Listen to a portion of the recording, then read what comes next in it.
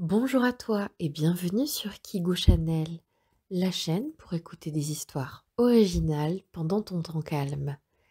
Prends le temps de t'installer confortablement et ensuite tu peux mettre play pour découvrir l'histoire du jour. L'affaire de la disparition des noisettes. Dans la paisible forêt de Pinède, les animaux vivaient en harmonie, se saluant joyeusement chaque matin.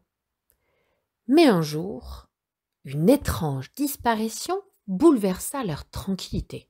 Oh, les noisettes, l'une des plus délicieuses friandises préférées de tous, avaient mystérieusement disparu du garde-manger communautaire. Le chien détective, Max, secoua la tête avec détermination. « Nous devons résoudre ce mystère, mes amis, dit-il d'une voix ferme. Chacun de nous mettra son flair et son intelligence à contribution pour trouver des indices. » Le chat détective, Luna, acquiesça d'un signe de tête. « Je vais inspecter la clairière près de la rivière, » miaula-t-elle avec assurance.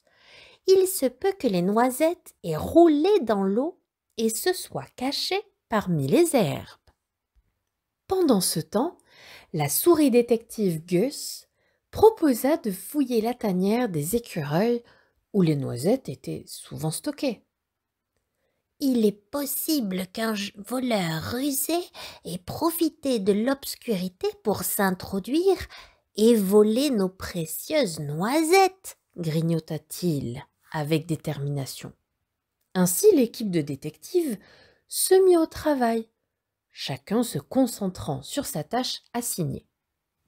Max suivit le sentier menant à la clairière, son nez frémissant à la recherche de l'odeur familière des noisettes. Luna bondit agilement d'arbre en arbre, scrutant les moindres recoins de la clairière. Gus se glissa habilement à travers les tunnels de la tanière des écureuils, inspectant chaque cachette avec intelligence. Après des heures d'investigation minutieuse, les détectives finirent par se retrouver au centre de la clairière, où une découverte inattendue les attendait. « Regardez !» s'exclama Max en pointant du museau vers un buisson épais. « Les noisettes sont là, cachées sous les feuilles !» Luna et Gus accoururent pour voir par eux-mêmes, leurs yeux s'agrandissant de surprise. « Mais qui aurait pu les cacher ici ?» murmura Luna, les moustaches frémissantes d'excitation.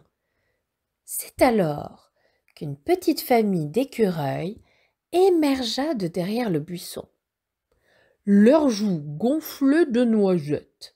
« Oh, nous sommes désolés, » dit le chef de famille, une lueur de honte dans les yeux.